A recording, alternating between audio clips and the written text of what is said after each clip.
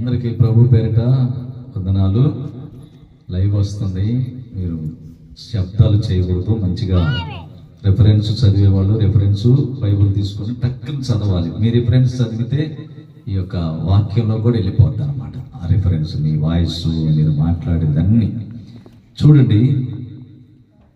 మొదటి సామ్యూయేలు గ్రంథం చూడండి. మొదటి సామ్యూయేలు గ్రంథం 25వ అధ్యాయం తీయండి.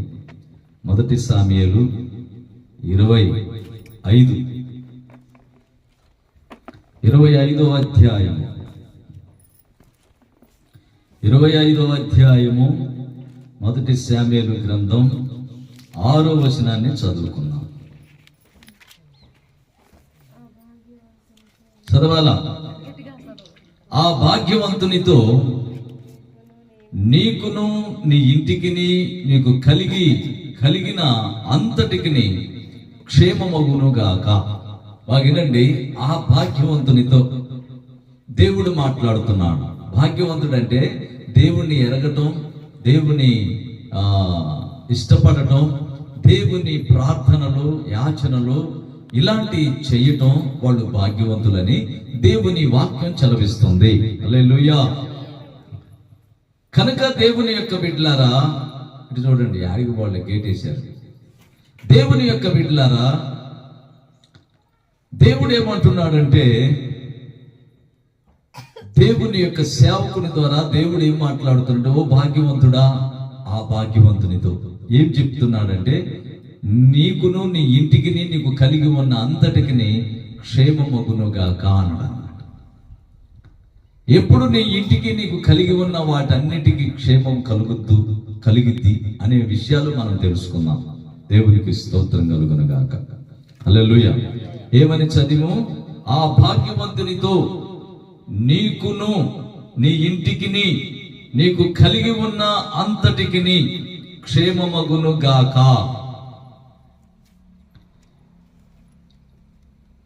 ఎలా క్షేమం?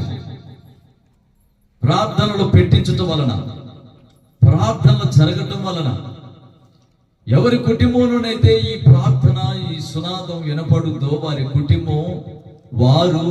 కుటుంబానికి మేలు కలుగుద్ది, క్షేమము కలుగుద్ది, క్షేమముగా ఉంటారు, నష్టం కలగదు. హల్లెలూయా. నష్టం కలగకుండా ఉండాలంటే, క్షేమం కలగాలంటే 3 విషయాలు మీకు తెలియపరుస్తా. మొట్టమొదటిది, దీనులుగా ఉండాలి. దీనులుగా ఉంటే నీకు క్షేమం కలుగుద్ది. నీకు ఒక్కటే కాదు, నీ ఇంటికి నీకు కలిగి ఏమేమి ఉండేవి వాటన్నిటికీ. ఇప్పుడు ఈయనకి ఒక ట్రాక్టర్ ఉంది, ఒక బైక్ ఉంది, పశువులు ఉన్నాయి, పొలాలు ఉన్నాయి, ఇల్లు ఉంది, ఇంట్లో వస్తువులు ఉన్నాయి, కరెంట్ ఉంది, అన్నీ ఉన్నాయి ఇంట్లో. నీకున్నటువంటి మొబైల్తో సహా అన్నిటి ద్వారా నీకు క్షేమమే కలుగుద్ది, కానీ నష్టం కలగకుండా దేవుడు ఈరోజు నీతో ఏమంటున్నాడంటే, ఓ భాగ్యవంతుడా, నీకును నీ ఇంటికి నీకు కలిగి ఉన్న అంతటికి, ఒకటి కాదు అరగాదు, మొత్తం అన్ని, ఈ కలిగి ఉన్న అన్నిటికి కూడా క్షేమం కలగాలి. క్షేమం లేకపోతే అన్ని బాగానే ఉండి పంటలు వేసుకున్నావు, పంట సరిగా పండట్లేదు. వాహనం బాగానే ఉంది, తోలేటప్పుడు తిక్కలుగా ఆడాడబడుతుంది, దానికి క్షేమం లేదు, దాని చుట్టూ కంచె లేదు. ప్రతిదానికి దేవుడు కాపుదల ఉండాలి. ఈరోజు ప్రయాణమై బయటికి వెళ్ళిపోయి తిరిగి వచ్చిందా కూడా నమ్మకం లేనటువంటి రోజులు. వాహనం మీద వెళితే ఇంటికి వచ్చిందాక నమ్మకాలు లేవు. మరి ఆ వాహనం చుట్టూ, ఆ వ్యక్తి చుట్టూ దేవుని కాపుదల ఉండాలి. మేము ఇంటి దగ్గర నుంచి బయటికి వచ్చిమంటే దేవుణ్ణి జ్ఞాపకం చేసుకోకుండా వాహనం ఎక్కం, అడుగు కూడా బయట పెట్టం. దేవునికి స్తోత్రం కలుగునుగాక. నిజం, నా ఇంటిలో నుంచి నేను బయటికి అడుగు పెట్టాలంటే నా యేసయ్యని పర్మిషన్ తీసుకొని నేను అడుగు పెడతా. యేసయ్యని అడుగుతా, యేసయ్య నేను పోవాలా వద్దా? బయటికి వెళ్తున్నాను, నువ్వు నాకు తోడుంటేనే వెళ్తాను, నువ్వు లేకపోతే నేను వెళ్తే మరి నేను క్షేమంగా తిరిగి ఇంటికి వస్తానో లేదు, మరి నా పరిస్థితి ఏంటో నాకు అర్థం కాలేదు అని ప్రతి విషయంలో కూడా ప్రభుని మొదట జ్ఞాపకం చేసుకొని ప్రభుకు తెలియపరిచి ఆయన దగ్గర మనం పర్మిషన్ తీసుకొని అప్పుడు మన బిడ్డలతోనైనా కూడా మాట్లాడాలి. వింటున్నారా? భార్యతోనైనా, బిడ్డలతోనైనా, భర్తతోనైనా, మన ఇంట్లో ఉన్నటువంటి దేనితో మాట్లాడాలన్నా, ఏ పని చేయాలన్నా, ఏది చేసినా బాగేనండి, ఏది చేసినా ప్రతి విషయాన్ని దేవునికి తెలియపరిచి ఆ పని చేయాలి, దాని దగ్గరికి వెళ్ళాలి. నువ్వు చేనేసు అనుకో, పైరు పంటేసు అనుకో, నువ్వు ప్రతిరోజు ప్రతి క్షణం ఆ పొలంలోకి వెళ్ళేటప్పుడు ఇంటి దగ్గర ప్రభుని అడిగి నేను పొలం చోటుకి వెళ్తున్నాను, పొలాన్ని చూడటానికి వెళ్తున్నాను అన్నప్పుడు దేవుడిని అడిగి నువ్వు వెళ్తావు కదా, అప్పుడు ఆ చేను ఎట్లా ఉంటుందంటే పచ్చగా ఉంటుంది, ఎదులెదలాడుద్ది, మంచి పూతతో ఉంటది, మంచి కాపుతో ఉంటది. దానికి తెగులు రావాలన్నా తెగులుకు కూడా భయం పుట్టింది. చప్పట్లు కొట్టండి హల్లెలూయా. తెగులు రావాలన్నా తెగులుకు భయం పుట్టిందని బైబిల్లో రాయబడి ఉండి ఆ రెఫరెన్స్లన్నీ మీకు ఇవ్వట్లేదు. నాకు ఆత్మ నడిపింపుతో మీతో మాట్లాడుతున్నాను, మీరు శ్రద్ధగా వినండి. హల్లెలూయా. పైరు పంటలే కాదు, వాహనాలే కాదు, బంధుమిత్రులైనా సరే ఇప్పుడు దేవుణ్ణి అడిగి దేవుని పర్మిషన్ తీసుకొని భార్యతో మాట్లాడు, భార్య మనల్ని చూసినప్పుడు గడగడలాడుద్ది, గౌరవించుద్ది. దేవుణ్ణి అడగకుండా భార్యతో మాట్లాడు, ఏం మాట్లాడుతో తెలీదు, నువ్వేం మాట్లాడుతావు నీకు తెలియదు, మనకేం తెలియదు. ఆయనే మనల్ని పుట్టించిన వాడు, మనల్ని ఈ విధంగా బ్రతికిస్తున్నటువంటి దేవుడు, మనల్ని బ్రతికిస్తున్నాడు కనుక అన్ని విషయాల్లో మనం చాలా జాగ్రత్తగా ఉండాలని ప్రభు దేవుడు ఈరోజు మీతో మాట్లాడుతున్నాడు. శ్రద్ధగా విని ఈ వాక్యాన్ని మర్చిపోకుండా ఈ వాక్యానుసారంగా నువ్వు జీవిస్తే నువ్వు ఎప్పుడు భాగ్యవంతుడివే. చప్పట్లు కొట్టు హల్లెలూయా. ఎప్పుడు భాగ్యవంతుడివే, భాగ్యవంతురాలే. భాగ్యవంతులుగా ఉండాలంటే, నీకు క్షేమం కలగాలంటే, క్షేమం కలిగిన తర్వాతనే భాగ్యవంతులు అయ్యేది. క్షేమం లేకపోతే భాగ్యవంతులు ఎట్టయితారు, భాగ్యవంతుడు ఎట్టయితారు? నువ్వు భాగ్యవంతుడు కావాలి, నువ్వు భాగ్యవంతురాలు కావాలి, మీరు మంచి జ్ఞానవంతులు కావాలి, మీరు మంచి విధేయత కలిగిన వారుగా మీరు ఉండాలంటే, మంచి వారిగా మీరు పిలువబడాలంటే, మంచిగా దీవించబడాలంటే, ఆశీర్వదించబడాలంటే ఈ విషయాలు మీతో మాట్లాడుతున్న దేవుడు. దేవునికి స్తోత్రం కలుగును గాక. అందుకని దేవుని యొక్క బిడ్డలారా,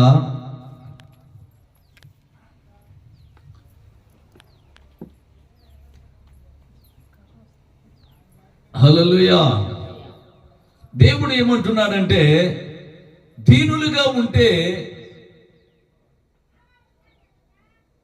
మీకు, మీ ఇంటికి, మీకు కలిగి ఉన్న వాటికి క్షేమం కలుగుద్ది. క్షేమం కలగాలంటే దీనులుగా ఉండాలి. చదవండి రిఫరెన్సు, చాలా జాగ్రత్తగా వీటిని రాసుకుంటారు కొంతమంది, డైరీలో రాసుకొని దొరకు. మీరు తర్వాత ఈ రిఫరెన్సులు మీకు దొరకాలంటే బైబిల్ ఒక నెల రోజులు తలకాయ పీక్కొని, ఎంటికలు పీక్కొని, జుట్టు పీక్కొని, తల మాడు గోడకేసుకొని కొట్టుకున్నా కానీ దొరకవు. అందుకే రాసుకోమని చెప్పేది. ఇంకో పాస్టర్ గారు చెప్తే ఆయన వాక్యం ఆయనే, మన వాక్యం మందే. హల్లెలూయా. ఎవరి వాక్యం వాళ్ళకే ఇస్తున్న దేవుడు. కానీ బైబిల్ చూస్తే చిన్నగానే ఉంటది, దానిలో ఉన్నటువంటి రహస్యం భూప్రపంచాలు చాలు, లోకాలు సరిపోవు. దేవునికి స్తోత్రం కలుగును గాక. చూడండి, కీర్తనల గ్రంథం 37వ అధ్యాయము 11వ వాక్యాన్ని చూద్దాం. కీర్తనల గ్రంథం 37వ అధ్యాయము 11వ వచనం. దీనులు భూమిని స్వతంత్రించుకొందురు, బహుక్షేమము కలిగి సుఖించెదరు. ఏమన్నాడు? దీనులు భూమిని స్వతంత్రించుకొందురు, బహుక్షేమము కలిగి సుఖించెదరు. సుఖంగా ఉంటారు. సుఖ సంతోషాలు లేవయ్యా, నాకు అది లేదయ్యా, ఇది లేదయ్యా, అన్ని బాధలు చెప్పుకునే వాళ్ళకి ఈ వాక్యం తెలియదు. దేవునికి స్తోత్రం కలుగును గాక. హల్లెలూయా. అందుకని దేవుని యొక్క బిడ్డలారా, దీనులుగా ఉంటే భూమిని స్వతంత్రించుకుంటారు. నువ్వు ఆ చెవులో బోరవుతున్నావు, ఈ వాక్యం నడవకుండా. స్తోత్రం కలిగి ఇంత దూరం పోగైనా బాబు. హల్లెలూయా. మాట్లాడకూడదు, ఈ మాటలన్నీ ఇందులోకి వస్తాయి. సంఘం క్రమం గలవాళ్ళు కాదనుకుంటారు వినేవాళ్ళు, బయట మంచోళ్ళు కాదనుకుంటారు. వాక్యం బాగానే ఉంది కానీ వీళ్ళు మాటలే తేడా కూడా అనుకుంటారు, సౌండ్ తేడా వినపడకూడదు. హల్లెలూయా. కనుక దేవుని యొక్క బిడ్డలారా, దీనులుగా ఉంటే దీనులు భూమిని స్వతంత్రించుకుందరు, బహుక్షేమము కలిగి సుఖించెదరు. అందుకని దీనులుగా ఉండాలి, దీనత్వాన్ని ధరించుకోవాలి. దీనులంటే దీనుడనై నీ సన్నిధిలో మొరపెట్టుటకై వచ్చి తిని, దీనుడనై నీ సన్నిధిలో మొరపెట్టుటకై వచ్చి తిని, నా నీతికి ఆధారుడవని, నా పాప విమోచకుడవని, నా శాప విమోచకుడవని, దీనుడనై నీ సన్నిధిలో మొరపెట్టుటకై వచ్చి తిని, నా మంచి శిల్పకారుడా. ఆయన మనల్ని చెక్కుతుడు, ఆయన్ని మనం చెక్కకూడదు. హల్లెలూయా. చాలా మంది దేవుడు ఇలా అలా ఉంటాడని చెక్కుతారు. మనుషులు చెక్కేది బొమ్మలు, దేవుడు చెక్కేది మన హృదయాన్ని, మన హృదయ తలంపులను, ఆలోచనలను అన్నిటినీ సరిచేస్తూ మనల్ని చాలా జ్ఞానవంతులుగా, తెలివి కలిగిన వారిగా, అద్భుత రీతిలో. ఏం కాదు, మీరు అటు చూస్తే నాకు గజిబిజి అవుతుంది, వాక్యం చెప్పలేను. అందుకని మీరు దేవునికి ప్రాధాన్యత ఇవ్వండి. పిల్లగాడితో ఎందుకో, పిల్లలు దేవుడిచ్చిన పిల్లలే కదా వాళ్ళు, అంతేనా? మనం తెచ్చిన పిల్లలు కాదు, మనకి ఇచ్చిన పిల్లలు కాదు, దేవుడే మనకి ఇచ్చిండు. అసలు ఆయనతో మాట్లాడేటప్పుడు పిల్లలను కూడా మర్చిపోయి దేవుళ్ళను ఉంటే దేవుడు ఆ పిల్లల్ని, మనల్ని అందరినీ దీవిస్తాడు. దేవునికి ఇప్పుడు చెప్పే వాక్యం ఏందనుకుంటున్నారు? ఇలాంటి వాక్యం ఏడన్నా పెద్ద సభలో చెబుతుంటే వాళ్ళు అసలు గడగడలాడుతా చూసి ఆమెన్ అనుకొని ఆశీర్వదించబడతారు, దీవించబడతారు. మీకు చెదురుగా ఉంది, హల్లెలూయా, చిల్లీగా ఉంది. దేవునికి స్తోత్రం కలుగును. హల్లెలూయా.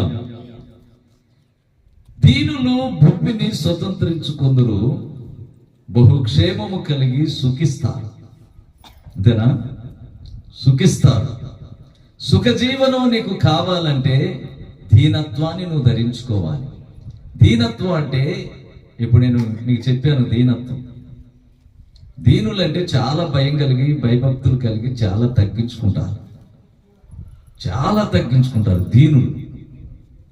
దీనులంటే ఎవరిని ఒక మాట మాట్లాడరు, ఎవరిని కూడా తృణీకరించరు, ఎవరిని అవమానించరు.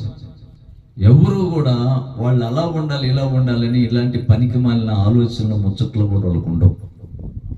వాళ్ళు ఎప్పుడు కూడా ప్రభువును కలిగి, ప్రభుకు లోబడి, ప్రభు ఎదుట మోకరించి ఎప్పుడు కూడా ఆయన యొక్క దయ, కృప, ఆ మహిమ, ఆ సన్నిధి, ఆయనలో ఉన్నటువంటిదంతా కూడా ఆస్వాదించుకుంటూ ఉంటారు. ఆయనలాగా నేను ఉండాలని,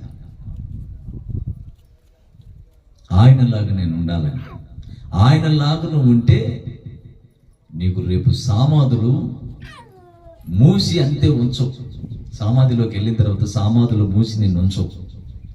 సమాధి యేసయ్య సమాధిలో పెడితే 3వ దినమున సమాధి దాని అంతటా కదే ఇచ్చుకుంది. శక్తి లేదు దానికి. దేవుడు అలా చూస్తే చూపుకి అడ్డు నిలిచేది లేదు, ఆయన నడకనే ఆపేది లేదు. అందుకని నువ్వు దీనత్వాన్ని ధరించుకుంటే ఈ లోకంలో నిన్ను ఏది ఆపలేదు. ఆమె నల్లా వాక్యాలు బాగింటే అంటారు, నిన్ను ఏది ఆపదు, ఎవరు ఆపలేరు. నీ బాటలో సజీవుడైన యేసయ్య ఉన్నాడు గనుక, జీవం కలిగిన తండ్రి ఉన్నాడు గనుక, సైన్యములకు అధిపతి అయిన యెహోవా ఉన్నాడు గనుక, భూమిని ఆకాశాన్ని నోటి మాటతో కలగజేసిన వాడు యేసయ్య. తెలుసా మీకు? భూమి కలుగునుగా కంటే కలిగింది, సూర్య చంద్ర నక్షత్రములారా కలుగునుగా కంటే కలిగాయి.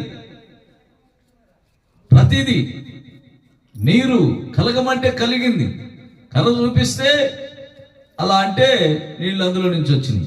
కలుగునుగా కంటే కలిగినాయి నీళ్లు, గాలి, ప్రతిదీ, సూర్య చంద్ర నక్షత్రాలు అన్నీ కూడా, ప్రతిదీ కూడా యేసయ్య నోటి మాటల ద్వారాగానే అన్నీ అయినాయి. మరి ఆయన మాటకంత పవర్ ఉంది. ఆయన సమాధిలో పెడితే సమాధి ఎలా ఆపుద్ది? ఐట్ని కూడా నోటి మాటతో కలగజేసినోడు ఆయన.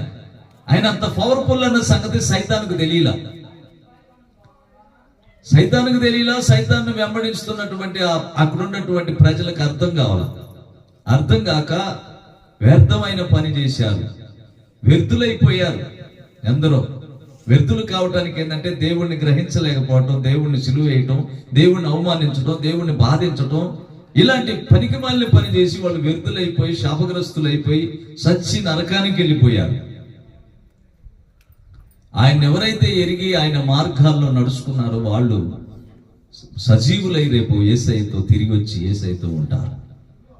మనం యేసయ్యతో ఉండటం కోసం నీ కుటుంబం చుట్టూ, నీ చుట్టూ ఉన్నటువంటిది అదంతా వెళ్ళిపోవాలి. అదంతా వెళ్ళిపోతే నీకు క్షేమం కలుగుద్ది. నీట్లో ఉన్నటువంటి దెయ్యాలు నీకు కనపడవు. దెయ్యాలను చూసే కళ్ళు మాకు ఉండేవి కాబట్టి మాకు కనపడతాయి. హల్లెలూయా. నీకు కూడా కళ్ళు వస్తే నీకు కూడా కనపడుతుంది ఏమేముంది, ఏం జరుగుతుందని. గాలి ఉంది, కనపడదు. అలాగనే దేవుడు ఉంటాడు. దేవుడు నీకే కనపడడు కానీ ఉంటాడు. దెయ్యాలు కనపడవు కానీ దెయ్యాలు ఉంటాయి.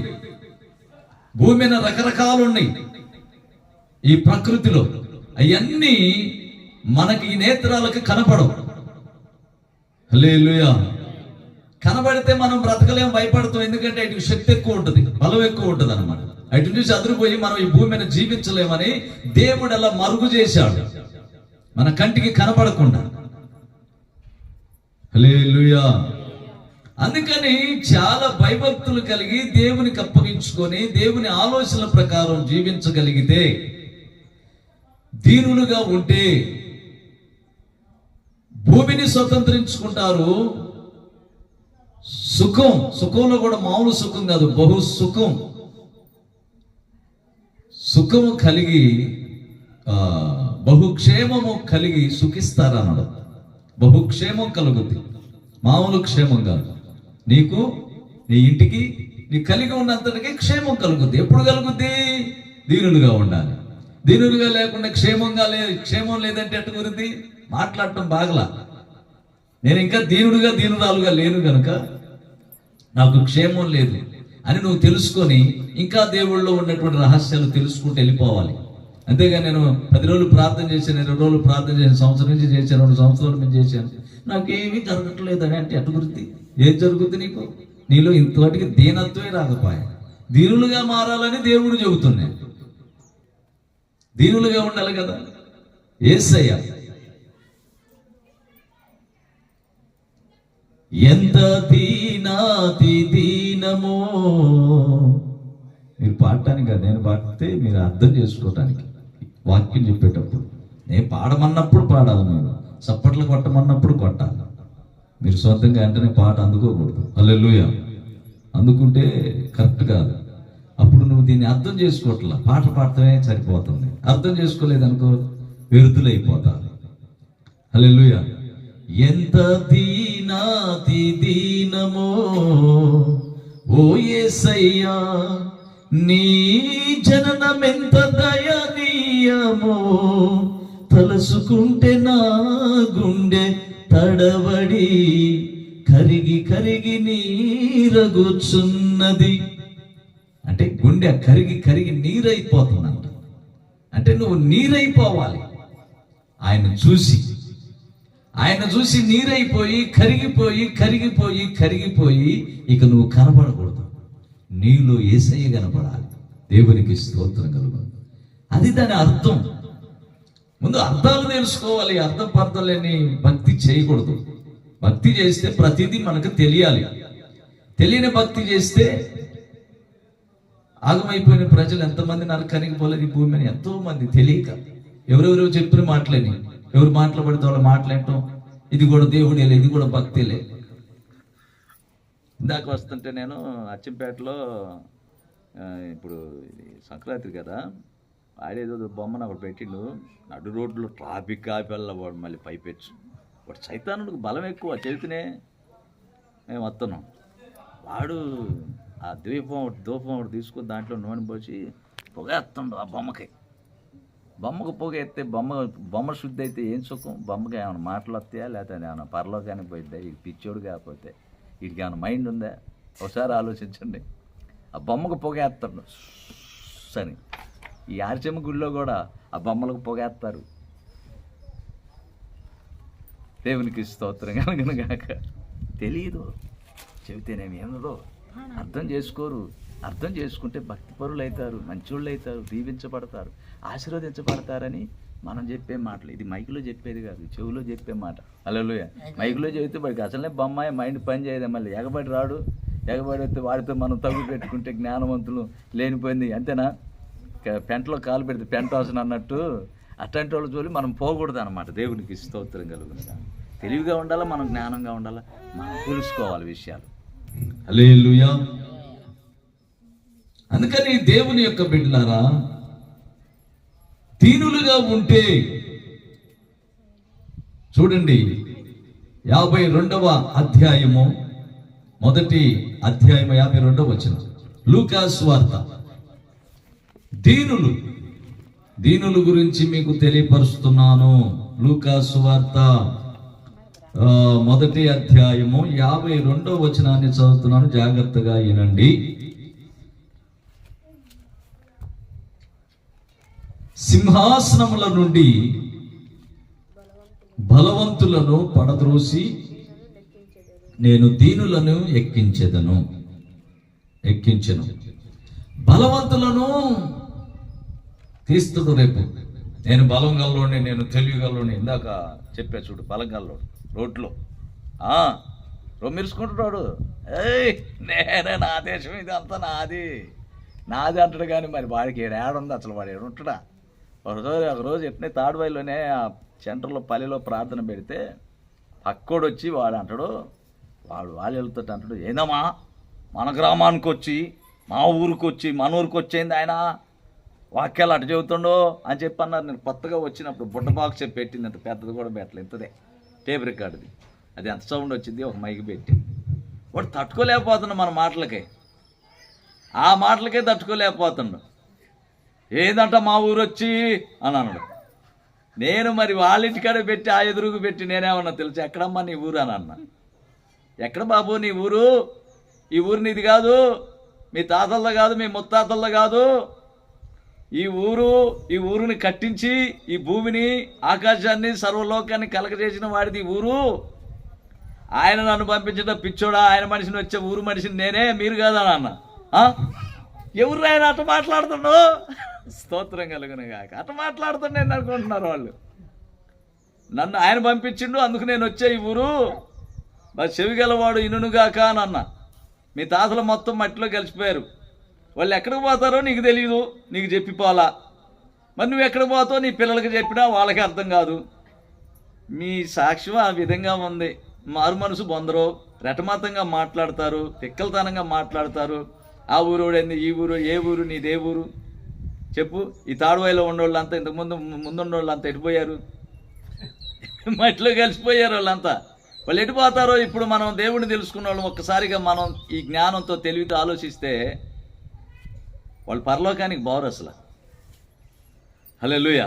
వాళ్ళ క్రియలను బట్టి మనం ఆలోచిస్తే, వాళ్ళ క్రియలు మనం ఒక్కసారి వాళ్ళ క్రియలను మనం ఆలోచించు అనుకో, వాళ్ళు పరలోకానికి పోరని మనకు తెలిసిపోద్ది.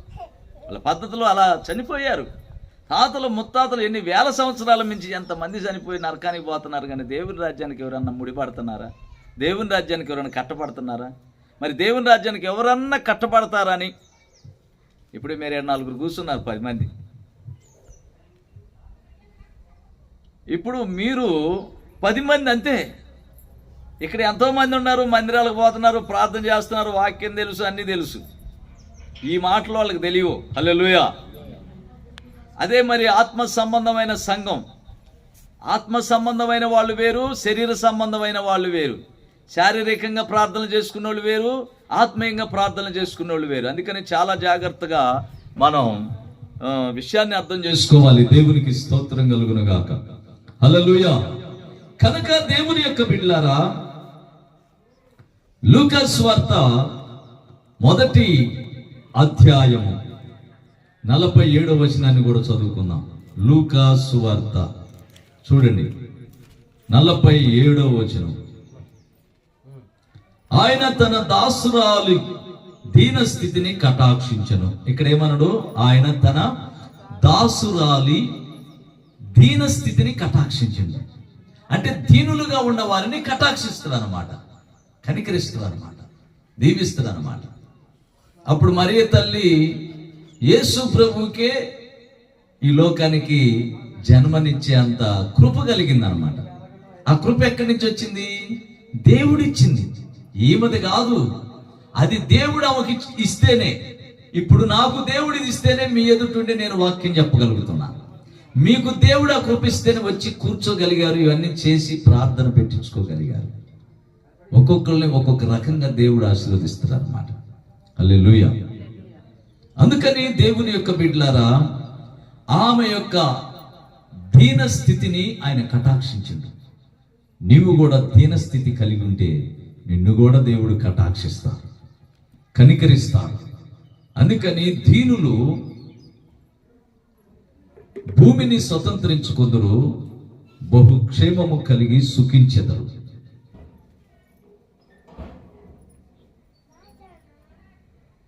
దీనులను గొప్ప గొప్ప వారి సింహాసనముల నుండి వారిని దించి ఆ సింహాసనం మీద దీనులనే ఎక్కిస్తాడంట దేవుడు. ఇక నీ ఆస్తులతో పని లేదు, నీ అందంతో పని లేదు, నీ డబ్బులతో పని లేదు, నీ బలంతో పని లేదు, నీ గొప్పతనాలతో పని లేదు, నీ పేరుతో పని లేదు. హల్లెలూయా.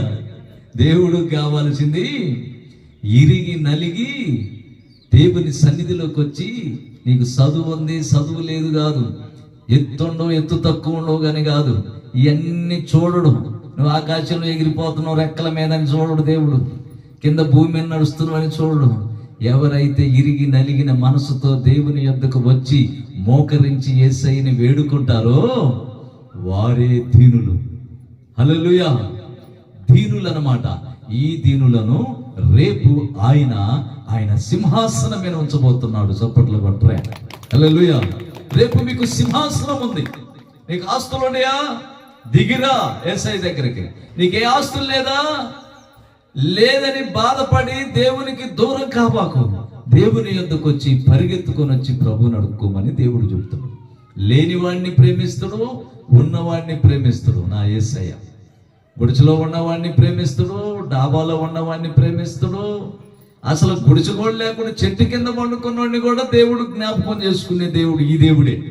ఇతనికి మించిన దేవుళ్ళకి ఏ దేవుళ్ళు లేరు. అలా జ్ఞాపకం చేసుకునే దేవుడు. కొంతమంది దేవుళ్ళు గొప్ప గొప్ప వాళ్ళకి దర్శనాలు ఇస్తారు. హల్లెలూయా. గొప్ప గొప్ప వాళ్ళకి దర్శనాలు ఇస్తారు.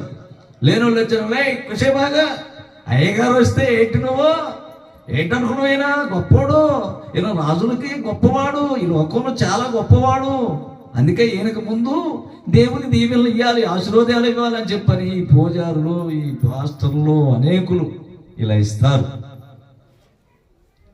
యేసు ప్రభు అట్ట కాదు. ఒకసారి బాపట్ల దగ్గర కంకరపాలెం అని నేను ఆ ఊరు వెళ్ళా వాక్యం చెప్పడానికి.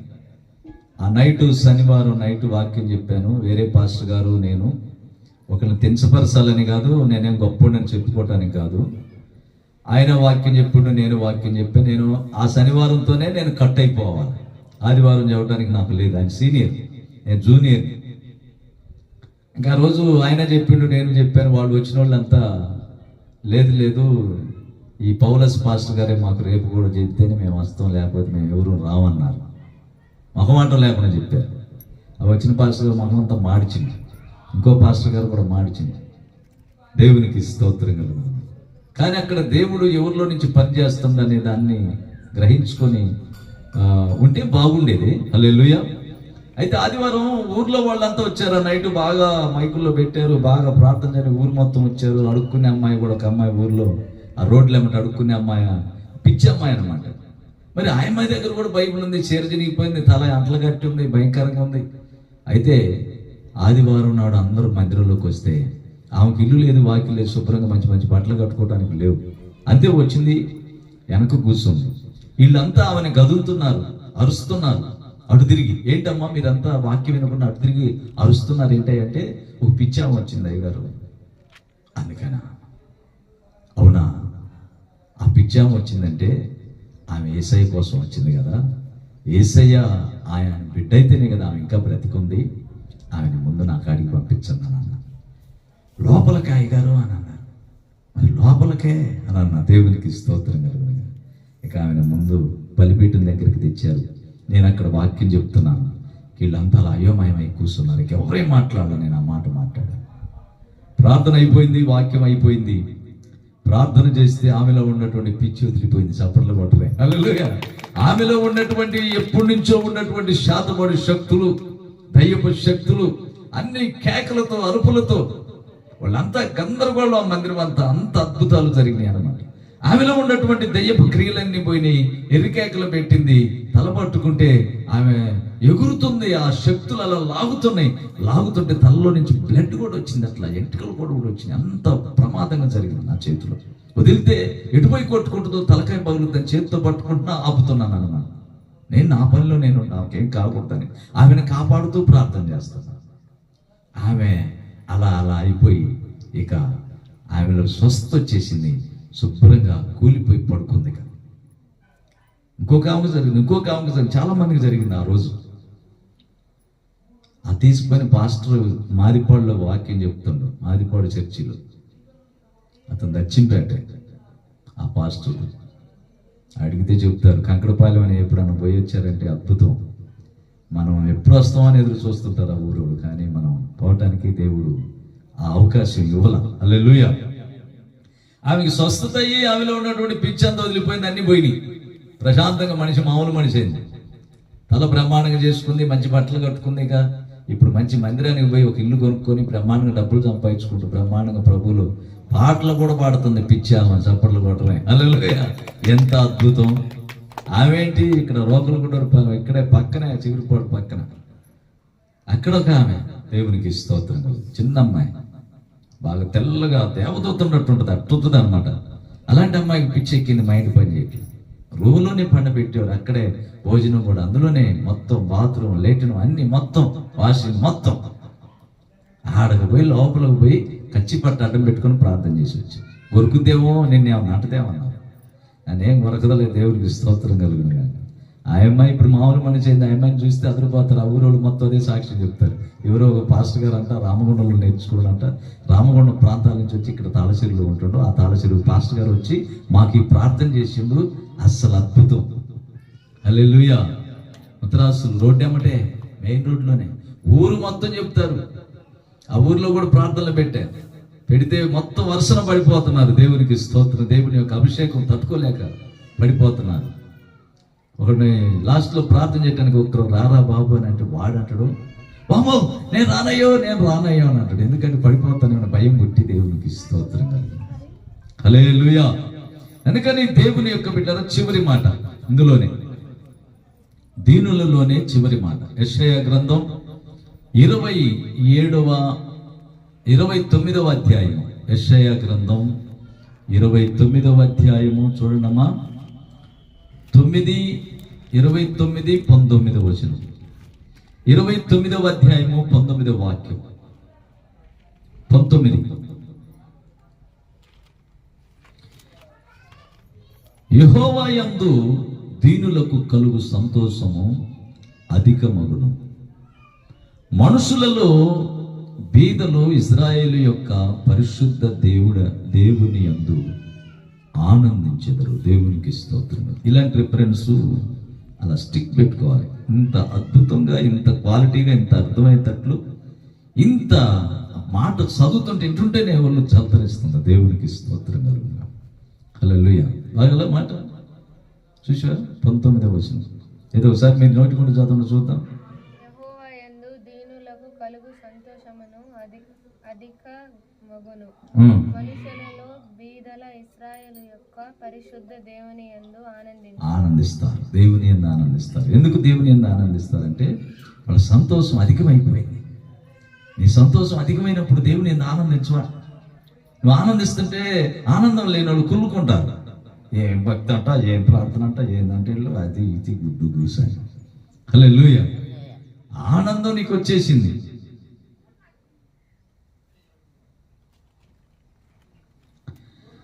దీనులకు కలుగు సంతోషం అధికం అన్నమాట. అందుకని దీనులుగా ఉండటం నేర్చుకోవాలి. మొదట అన్ని విధాలుగా బాగా జాగ్రత్తగా. ఒకప్పుడు ఎట్టుండడం అనేది తీసేయి, అది దేవుడు లెక్కలోకి తీసుకురాడు. ఇక నుండి నువ్వు ఎలా మారాలి, ఎలా ఆశీర్వదించబడాలని దేవుడు నీతో చెప్తుంది. ఇప్పుడు ఓ భాగ్యవంతుడా, నీకును నీ ఇంటికి నీకు కలిగి ఉన్న అంతటికి ఏమి కలగాలి? క్షేమం. క్షేమం ఎప్పుడు కలుగుద్ది? దీనులుగా ఉంటే. నేను వాక్యం చెప్తాను కానీ నీలో ఎలా ఉంటే నువ్వు ఆశీర్వదించబడతావు అని చెప్తా నేను. మరి అది తెలియాలి కదా. ప్రార్థనకు వచ్చి పమ్మా, కానుకలు ఇచ్చిపోమ్మా, ప్రార్థనలు పెట్టించుకోమ్మా, నువ్వు అది చెయ్యమ్మా, మంచి చికెన్ మటన్ బిర్యానీ వండి పెట్టమ్మా, నువ్వు బాగుంటావమ్మా. ఇదేం కాదు. దేవునికి స్తోత్రం కలుగును గాక. హల్లెలూయా. ఏమంటే అట్టు పెడితే ఆశీర్వదించబడతారా? కాకపోతే పుణ్యం ఉంటుంది అంతే. నీకు పుణ్యం కలుగుద్ది అంతేగాని, అంటే మంచి పనుల్లో అదొక పని. కానీ అలా ఆశపడేవాడు తిండిపోతులు దరిద్రులు అవుతారని ఉంది బైబిల్లో. అయితే దేవుని యొక్క బిడ్డలారా, దేవుడు ఏం చెప్తున్నాడో అది మనం వినాలి. ఏం చెప్పిండు? దీనులుగా ఉండాలి. దీనులుగా ఉంటే నిన్ను కటాక్షిస్తాడు. అక్కడ మరియమ్మ తల్లిని కటాక్షించాడు. ఆమె దీనరాలు స్థితిని చూసి ఆమెను కటాక్షించింది. ఇంకో చోట దీనులు భూలోకాన్ని స్వతంత్రించుకున్నారు, బహుక్షేమం కలిగి సుఖించారు. అందులోనే ఇంకొక రెఫరెన్స్ ఇప్పుడేం చదివాము? దీనులు, చదువమ్మా, దీనులు బహు సంతోషం కలుగుతాళ్ళకి.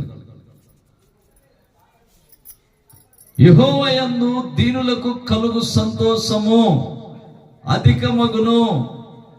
మనుషులలో బీదలు ఇజ్రాయేలు యొక్క పరిశుద్ధ దేవుని యందు ఆనందించెదరు. అంటే ఆనందించెదరు అంటే ఎందుకంటే బీదలు అంట. బీదలు ఎవరు?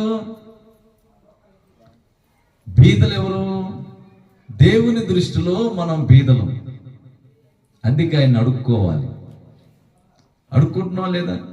ఉండోడో లేనోడేమో ఈ మామూలుగా ఈ శరీర సంబంధంగా శరీరాన్ని బతికించుకోవటానికి అడుక్కునేవాళ్ళు వాళ్ళు వేరు.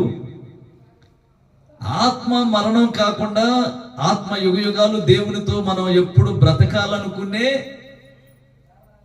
అడుక్కోవటం కూడా వేరు. ఇప్పుడు మనం ఏం అడుక్కోవాలంటే ప్రభువుని, ప్రభువా నాకు, నా ఇంటికి, నాకు కలిగి ఉన్న అంతటికి క్షేమాన్ని దయచేయి అంతే. అయితే ఎలా నువ్వు మాట అనగానే క్షేమం కలగదు. చాలా మంది అంటారు, ఏంటయ్యా మరి అన్నీ అడిగాం కదా, ప్రార్థన చేయటువంటి అంటేనట్టు కదా అని చెబుతారు చాలా మంది. అట్లా చెబితే ఎట్లా గుర్తి జనాలు అందుకే మారరు. ఎట్లా చెప్పాలంటే, మీరు దీనులుగా ఉంటే, హల్లెలూయా, దీనులకి ఆన్సర్ బైబిల్లో ఉంది. దీనులుగా ఉంటే ఎలా ఆశీర్వదిస్తాడు అనేది పరిశుద్ధ గ్రంథం చెప్తుంది అనమాట. గ్రంథాన్ని బట్టి నడుచుకోవాలి. అదే వాక్యానుసారంగా నడవటం అంటే, వాక్యాన్ని బట్టి జీవించటం, భక్తి చేయటం అంటే. అలా భక్తి చేసినప్పుడు దేవుడు మనకు తోడై ఉండి దీవిస్తాడు. అంతే కదా. దీపాలు ముట్టించి దేవుడు చుట్టూ తిప్పితే, హల్లెలూయా, కొవ్వొత్తులు ముట్టించి దేవుని వద్దకు పోతే, కొవ్వొత్తి ముట్టించు, వెలుతురు అంటే నేను వెలగాలి ఇలా అనేది కొవ్వొత్తి. అలా వెలగాలి కాదు. అలా వెలగటం అంటే ఎట్ట వెలుగుతూ అగిపొలు గీసి నేను ఎత్తిని ముట్టిస్తే ఉన్న జుట్టు కూడా గాలిపోయింది. హల్లెలూయా. అట్ట కాదు. దేవునికి స్తోత్రం కలుగును. పరిశుద్ధ జీవితం. ఇప్పుడు నేను ఒక మాట చెప్పాను కదా, దీనులుగా ఉండటం సామాన్యమైన విషయం కాదు. ఆయన సిలువను మోసుకొని పోతుండనమాట. సిలువను మోసుకొని పోతా కూడా ఏడవట్లా, కేకలు పెట్టట్లా, అయ్యా నన్ను కాపాడండి అయ్యా, నన్ను కాపాడండి అయ్యా అంటలా, దీనుడైపోయింది. అలా మనకు కూడా కొన్ని కష్టాలు, ఇబ్బందులు, నష్టాలు అనేకమైన మనల్ని వచ్చి బాధించినప్పుడు ఏడవకూడదు. ఓర్పు, సహనం, దీనత్వం వీటిని ధరించుకోవాలి. అప్పుడు దీనులైపోవాలి.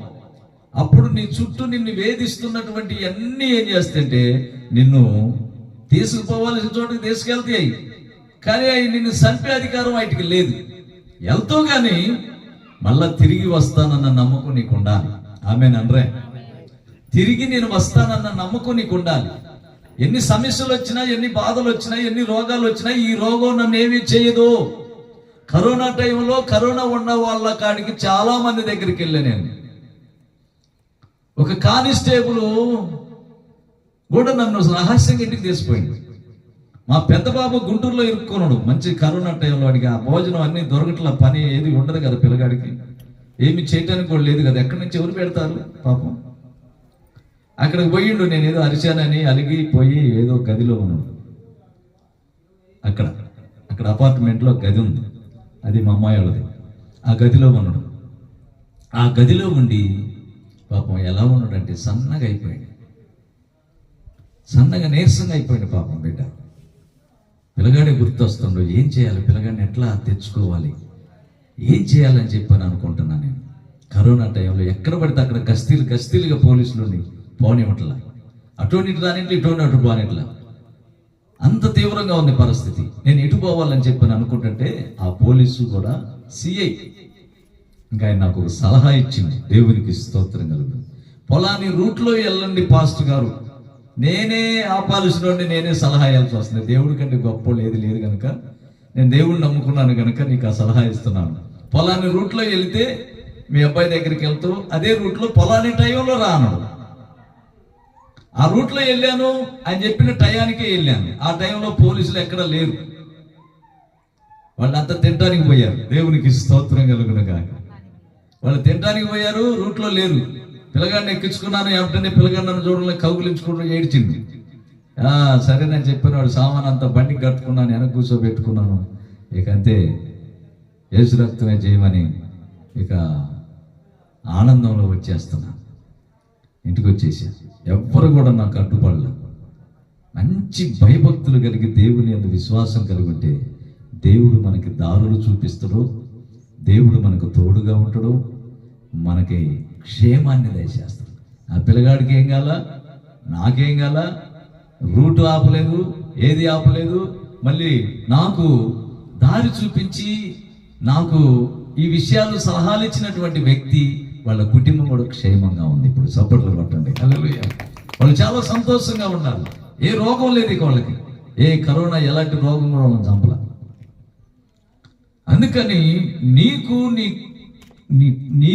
ఇంటికి నీకు కలిగి ఉన్నదంటే నీకు తెగులు రాకూడదు. నీ గృహం మీదకి ఏ తెగులు, ఈ గుడారం మీదకి ఏ తెగులు రాకుండా ఉండాలంటే, ఏ శాపం రాకుండా ఉండాలంటే, ఇటు మళ్ళీ కూసమ్మా, అటు కాదు కానీ హాస్పిటల్ ఇటు పెట్టుకేమో ముసలమ్మవే వాడక అనుకోవటానికి. దేవునికి నిన్ను గమనించలే నేను, ఏదో చెబుతామన్నా. అసలు నువ్వు ఆశీర్వదించబడాలని మీ అమ్మ మీ నాన్న వాళ్ళ తపనంతా నీకే సంపాదిస్తున్నారు, నిన్నే చదివించుకుంటున్నారు. యేసయ్య నీకు తోడుగా ఉంటే, నువ్వు బాగుంటే ఇంకా వాళ్ళకి అంతకు మించిన తృప్తి ఏమన్నా అన్నట్టుగా ఉంది. హల్లెలూయా.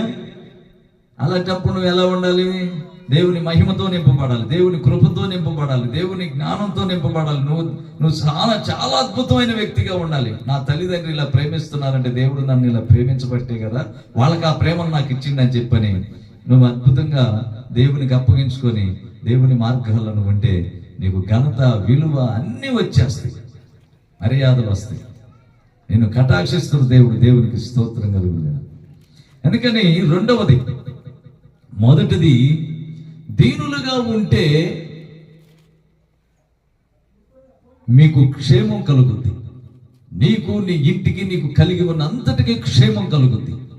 శరీరానికి కూడా, నీకంటే నీ దేహానికి క్షేమం ఉంటుంది. నాకు ఇవన్నీ ఎప్పుడో తెలుసు. ఎడ చెప్పాలో అల్లాడిపోతుంటా ఒక్కొక్కసారి, ఒక్కొక్కళ్ళకి చెప్పుకొని ప్రార్థన చేస్తుంటాను. అందుకని దేవుని బిడ్డలారా, రెండవది కోటలోనికి ప్రవేశించాలి. మొదటిది దీనులుగా ఉంటే క్షేమం, కోటలోనికి ప్రవేశిస్తే క్షేమం. నీకు నీ ఇంటికి నీ కలిగి ఉన్న అంతటికి మళ్ళీ క్షేమం. ఇందాక మాటతోనే సరిపోయింది కదా అంటున్నాము, ఇంకొక మాట కూడా ఉంది. ఒక రోజుతోనే దేవుడు లేవచ్చుగా, 3 రోజులు ఎందుకు ఉండు సమాధిలో? అట్లాగనే చాలా విషయాలు ఉంటాయి. ఈ ఒక్క వాక్యంతో నేను పరలోకానికి వెళ్ళవు. ఇంకా చాలా వాక్యాలు నీకు బోధించబడాలి, చాలా రకరకాలుగా ఇంకా ఉంటాయి అన్నమాట. వీటన్నిటిలో నుంచి నువ్వు విడుదల కలగాలంటే దేవుని వాక్యం ద్వారాగా మనం పరలోకానికి చేరాలి, పరిశుద్ధ జీవితమే జీవించాలి. దేవుడు గమనించుకొని వస్తున్నాడు. దేవునికి స్తోత్రం కలుగును. జ్ఞాపకం ఇప్పుడు యూదులు దూతాలు ఉన్నాడు. యెరూషలేము పట్టణాల్లో యూదులు దూతలు ఉంటాయి చూడు, పొడపొడ దూతలు. హల్లెలూయా. సరే, దేవుని యొక్క బిడ్డలారా, జకర్యా 9వ అధ్యాయము 16, 17 చూడండమ్మా. జకర్యా పేజీ నెంబర్ చెప్పానా? 9వ అధ్యాయము 781 పేజీ నెంబర్ 16, 17, 12 కూడా చదివిస్తా. ఇక్కడ చాలా అర్థం ఉంటది, మంచి వాక్యం. హల్లెలూయా. చదువుతున్నాను, ఈనండి. నా జనులు యెహోవా దేశములో కిరీటమందలి రత్నముల వలె ఉన్నారు గనుక కాపరి తన మందను రక్షించున్నట్లు వారి దేవుడైన యెహోవా ఆ దినమున వారిని రక్షించును. వారు ఎంతో క్షేమముగా ఉన్నారు, ఎంతో సొగసుగా ఉన్నారు. ధాన్యము చేత యవ్వనులను, క్రొత్త ద్రాక్ష రసము చేత యవ్వన స్త్రీలు వృద్ధి నొందుదురు. అంటే ఇది ఈ కిందది మనకు అవసరం లేదు, పైది. ఎంతో క్షేమముగా ఉన్నారు, ఎంతో సొగసుగా ఉన్నారు. సార్, కోటలోనికి ప్రవేశిస్తే చదివారా? రిఫరెన్స్ భూమిక చదివా? మైండ్కి ఎక్కలేదా? కాలేజీలోకి పోయొచ్చుడైంది ఇప్పుడే. హల్లెలూయా. ఈ లోపల పోయి రావచ్చు. ఎంతసేపు మనుషులు ఒక్క క్షణంలో కాలేజీకి పోవచ్చు, ఎవరినన్ని సహవాసకాలను పలకరించవచ్చు, లేకపోతే కోడిగుడ్లు కాడికి పోవచ్చు, లేకపోతే ఏ కూర వండుకున్నారో ఆ కూర మరి తిందామని వాసన చూసి కూడా రావచ్చు. ఇక్కడ ఉండి తెలుసా మీకు? ఇక్కడ ప్రార్థనలో ఉండి వాసన కూడా చూసి రావచ్చు. ఇక్కడే ఉంటుంది, ఎటు పోదు. ఈ వాసన చూసే లోపల ఏం జరుగుతుందంటే ఈ మాట మరిచిపోతారు. హల్లెలూయా. చూడు, జకర్యా 9వ అధ్యాయం 16, 17 వచనం చదివాను. 12వ వచనం కూడా చదువుతున్నాను. బంధకములలో పడియుండియు నిరీక్షణ గలవారులారా, మీ కోటను మరలా ప్రవేశించుడి,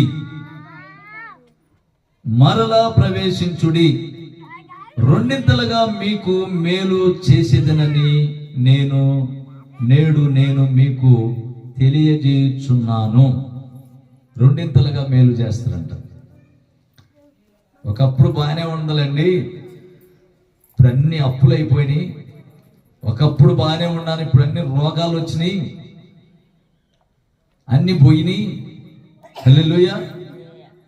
అయితే వీటన్నిటిలో నుంచి మళ్ళీ రెండింతలుగా, ఒకప్పుడు నువ్వు బాగుండవు చూడు, మళ్ళీ ఆ బాగులు మళ్ళీ తెస్తాడనమాట దేవుడు. ఒకప్పుడు ఏం జరిగిందంటే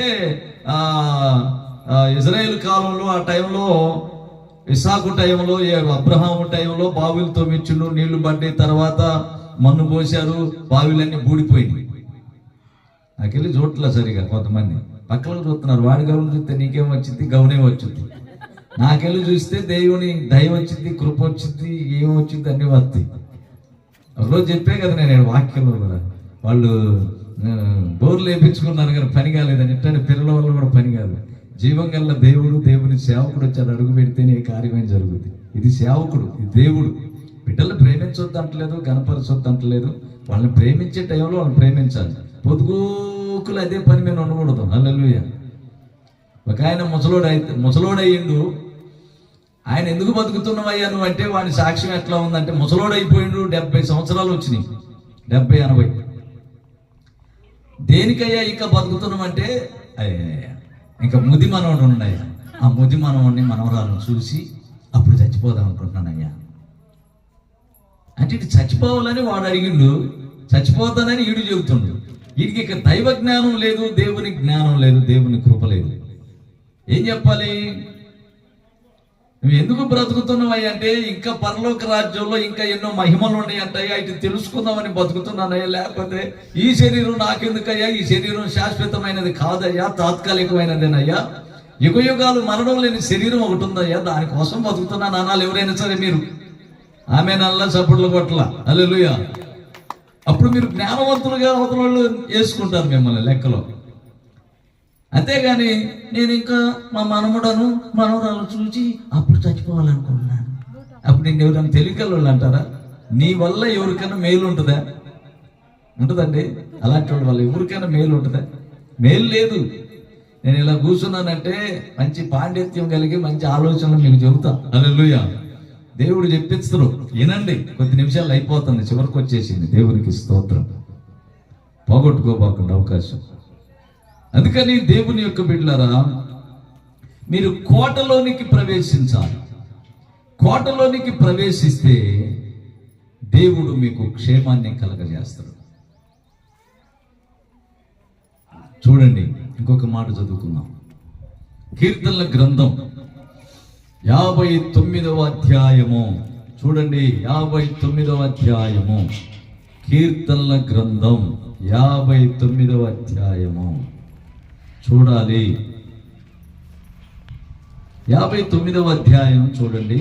కీర్తనల గ్రంథం హల్లెలూయా. 59వ అధ్యాయము 16, 17. నీవు నాకు ఎత్తైన కోటగా ఉన్నావు. కోట అంటే ఆయనే. నీవు నాకు ఎత్తైన కోటగా ఉన్నావు,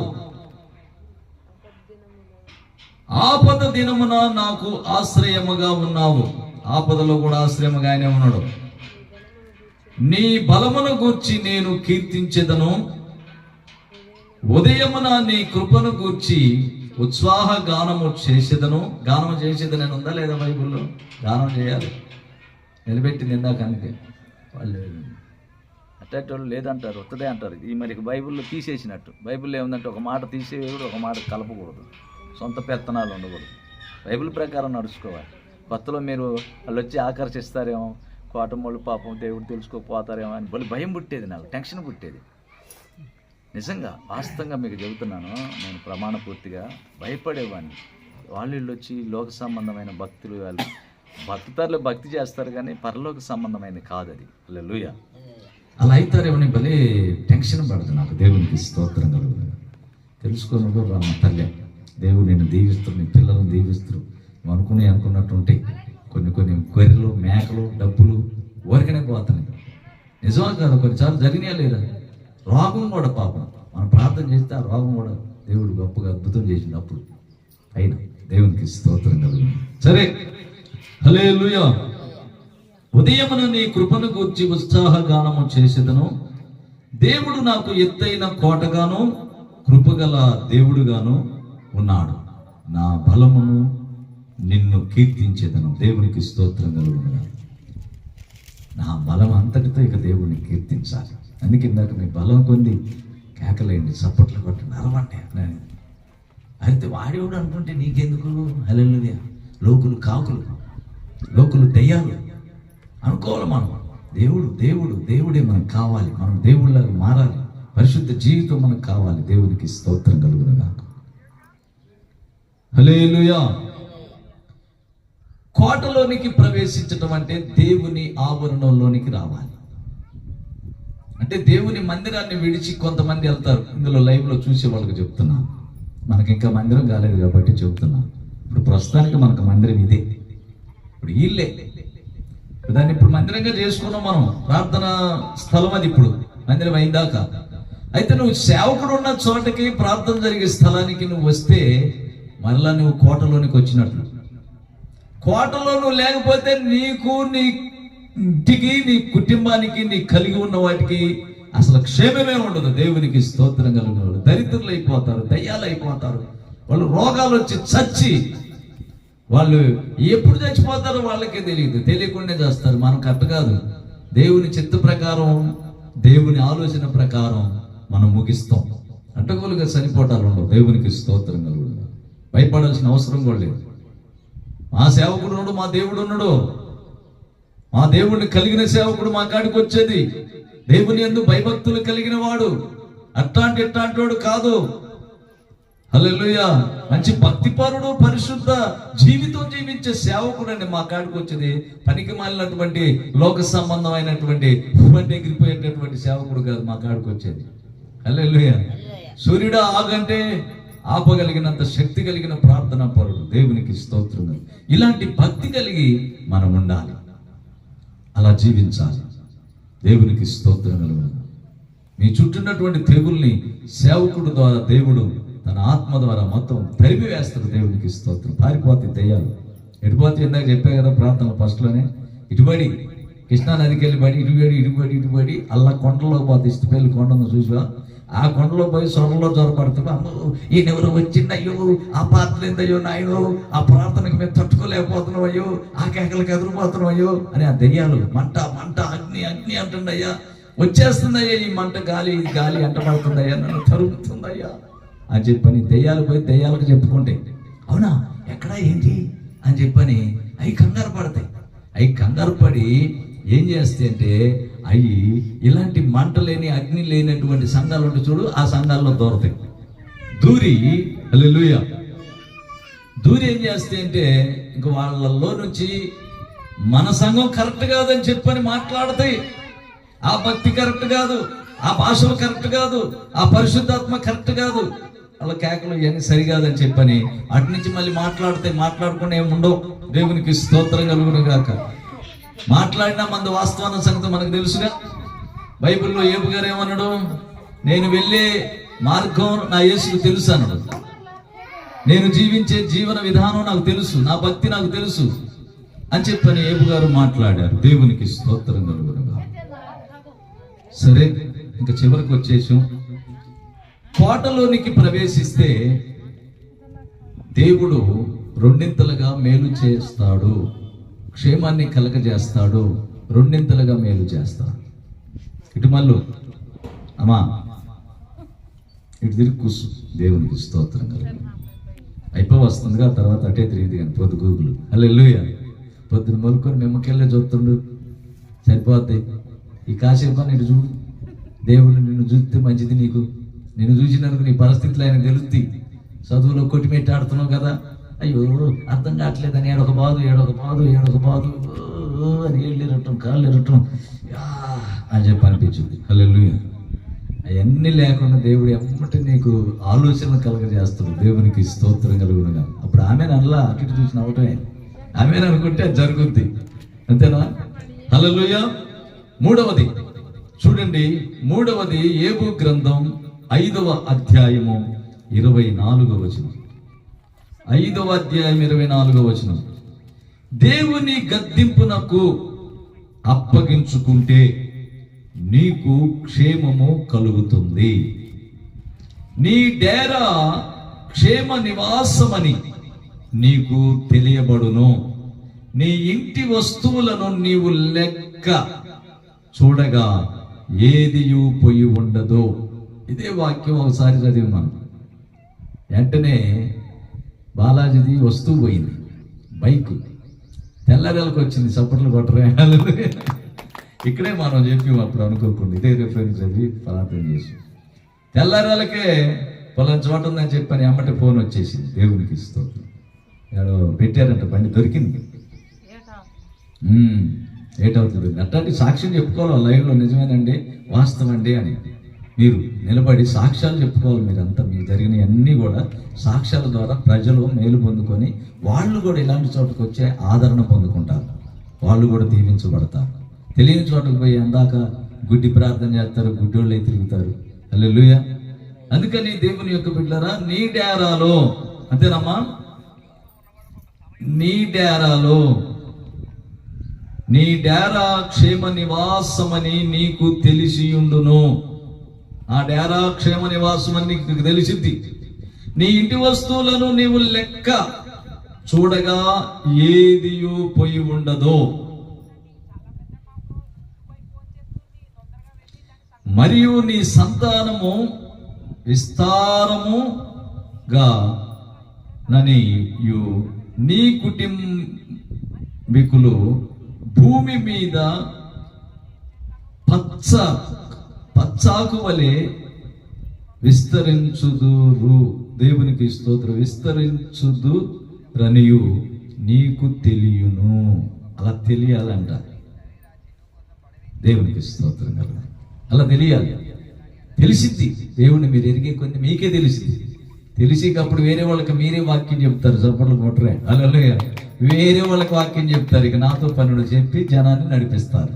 నడవరా బాబు, నడవరా పాప, నీ బతుకు మారిద్ది, నీ క్రియలు మారుతాయి, నీ శాస్త్రాలు పోతాయి, నువ్వు బాగుంటావు, మీరు పిచ్చి పిచ్చిగా దెయ్యం పట్టినట్టు అని చెప్పి నీకు తెలిసి అన్ని విషయాలు చెప్పి మంచిగా తీసుకొని వస్తావు.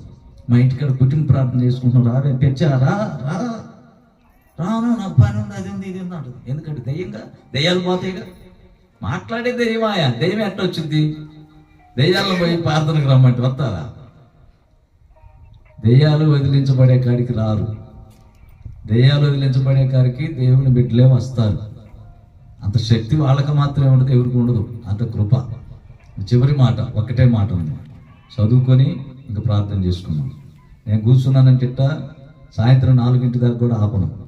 నేను అలాంటి ఆ రోజుల ముందుండి మందిరంలో అట్లా పెట్టుకున్నాం. శుక్రవారం 8-9 నుంచి స్టార్ట్ చేసి సాయంత్రం దాకా ఉపవాస ప్రార్థనలు పెడదాం. 3 రోజులు స్వస్థతలు కలగాలని, కుటుంబాలు ఆశీర్వదించబడాలని ఒక్క వాక్యంతోనే అందరినీ కడిగేస్తారు దేవుడు. ఆయన వాక్ ద్వారా కడిగేసి సరిచేసి మంచి మార్గంలో నడిపిస్తారు. చూడండి చివరి మాట, సామెతల గ్రంథం 11వ అధ్యాయం 12వ వచనం. సామెతల గ్రంథం 11వ అధ్యాయము 12వ వచనం. 11-12. సామెతల గ్రంథం 11వ అధ్యాయము 12వ వాక్యం. 11వ అధ్యాయము కాదు, 3వ అధ్యాయము 11-12. సారీ, రిఫరెన్సు కనపడలేదు, అర్థం కాలేదు. ఇప్పుడు అర్థమైంది. 11-12. నా కుమారుడా, యెహోవా శిక్షను తృణీకరింపవద్దు, ఆయన గద్దింపునకు విసుకవద్దు. తండ్రి తనకిష్టుడైన కుమారుని గద్దించు రీతిగా యెహోవా తాను ప్రేమించు వారిని గద్దించును.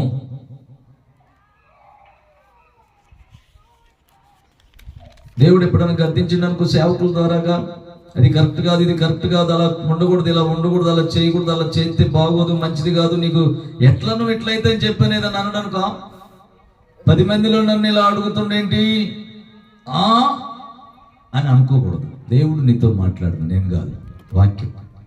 అప్పుడు దేవుడు మాట్లాడుతానని దేవునికి భయపడాలి. సేవకుడు ఏం లేదు, అయిపోవడంలో ఏమంటే నీకు వందనాలు చెబుతాడు, ఓ పావుల బేడ ఇస్తే సంచిలో పెట్టుకుంటాడు, వందనాలు అమ్మ వస్తాను అని ఆనందంగా పోయి మంచి ఏయో కొనుక్కొనిది ఇంట్లో పిల్లలకి ఆ కాకి కానీ ఎలా పెట్టుకుంటుందో అలా పెట్టుకొని ఆనందిస్తారు. వాళ్ళు ఆనందించడం వల్ల నీకు ఏదైతే ఇచ్చివో అలాంటి మళ్ళీ డబల్ వస్తాయని బైబిల్లో ఉంది. దేవునికి స్తోత్రం కలుగునుగా. డబల్ వస్తాయి, మళ్ళీ ఇస్తారు. నువ్వు ఇచ్చిన దానికి రెట్టు. 6వ అధ్యాయం 23వ వచనం. 6వ అధ్యాయము 23వ వచనం. ఆజ్ఞ దీపముగాను ఉపదేశము వెలుగుగాను ఉండును, శిక్షార్థమైన గద్దింపులు జీవ మార్గములు. దేవునికి స్తోత్రం. జీవ మార్గాలు ఇవి, ఈ వాక్యాలే జీవ మార్గాలు. అందుకని దేవుని గద్దింపునకు నువ్వు అప్పగించుకుంటే నీకు, నీ ఇంటికి, నీకు కలిగి ఉన్న అన్నిటికీ క్షేమం కలుగుద్ది. నువ్వు బాగుంటావు, నీ ఇల్లులో ఉన్నటువంటి అన్నీ బాగుంటాయి, నీ పిల్లలు బాగుంటారు, నీ కలిగి ఉన్న అన్నీ బాగుంటాయి. చేను బాగుంటే చేను కడిగి పోయినప్పుడు సంతోషంగా ఉంటుంది. మళ్ళీ అక్కడి నుంచి వచ్చి ఏదన్నా ఇంకొంటుందనుకో, ఆడకొచ్చాలి కదా, బాగలేదంటే బాధ ఉంటుందా లేదా? కోళ్ళు 10 కోళ్ళు ఉండి కోళ్ళు 4 కోళ్ళు చచ్చినాయి అనుకో, ఇంకా 4 కోళ్ళేననుకో, కోడి పిల్లలు బాధ కలుగుద్ది. అదే 10 కోళ్ళకి ఇంకా 10 కోళ్ళు పెరుగుతున్నాయి అనుకో, ఐటెం చూసినప్పుడు సంతోషం వచ్చింది, ఐటెం చూసినప్పుడు సంతోషం వచ్చింది. ఇక నీకు కలిగి ఉన్న అన్ని బిడ్డలు చదువులో మంచి జ్ఞానం, మంచి పరీక్షల్లో పాస్ కావటం, వాళ్ళకి మంచి ఆరోగ్యం ఎలాంటిది లేకుండా ఉన్నప్పుడు నీకు సంతోషం కూడా అధికమైద్దని చెప్పి ఇందాక ఒక రెఫరెన్స్లో చదువుకున్నాం మనం. అధికమైన సంతోషం నీకు కలుగునని. హల్లెలూయా. కోటలోనికి ప్రవేశిస్తే అధికమైన సంతోషం నీకు కలుగుతుందంటే మందిరంలోనికి, పరిశుద్ధ స్థలంలోనికి రావాలి. వస్తే మంచిది, మేలు కలుగుద్ది. ఈ మాటలు తెలిసిన వాళ్ళకి బాగుండదు, తెలియని వాళ్ళకి ఎన్ని చెప్పినా వాళ్ళు వినరు. చెప్పాలైనా కానీ అమ్మా ఈరోజు ఈ విధంగా మాట్లాడి, ఏం మాట్లాడి ఈరోజు వాక్యం చెప్పండి. మొదటిది, ఓ భాగ్యవంతుడా, నీకు నీ ఇంటికి నీకు కలిగి ఉన్నంతటికి క్షేమం అనడు, క్షేమమగునుగా కారణం. అయితే క్షేమం ఎప్పుడు కలుగుతుందని మళ్ళీ 3 విషయాలు మీకు వివరించా. ఆ రెఫరెన్స్ చదివించి మిమ్మల్ని ఇంటికి పంపిస్తే సుఖమైంది అర్థం పార్థం లేకుండా ఎట్లా క్షేమం కలుగుద్ది? క్షేమం కలిగిందని నువ్వు ఎట్లా అనుకుంటావు? వీటికన్నిటికీ అర్థాలు పర్థాలు అన్నీ తెలియాలని మీకు వాక్యంలో కూడా చెప్పాను. దీనులుగా ఉంటే క్షేమం కలుగుద్ది. కోటలోనికి ప్రవేశిస్తే క్షేమం కలుగుద్ది. కోటనగా ప్రార్థనలోకి, దేవుని దగ్గరికి, దేవుని కాడికి దేవుని అడుక్కోవాలి. ఆయనే కోటగాను, కొండగాను, ఎత్తైన తోటగాను, ఆయన అన్ని విధాలుగా మనకు ఉన్నాడు అన్నమాట. అప్పుడు ఆయన కాడికి వచ్చి ఆయన అడుక్కోవాలని దేవుని కాడికి రావాలి. మూడవది దేవుని గద్దింపులకి అప్పగించుకోవాలి.